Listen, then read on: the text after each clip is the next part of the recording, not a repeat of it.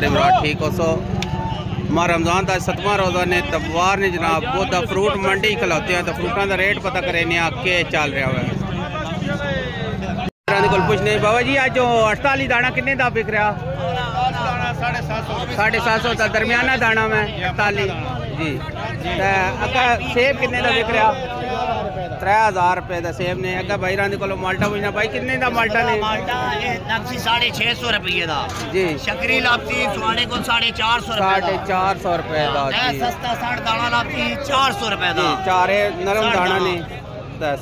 Strawberry भी आई ने मंडी जाए 25 स्ट्रॉबेरी आई। भाई जी स्ट्रॉबेरी किन्ने दी? 3500 दी।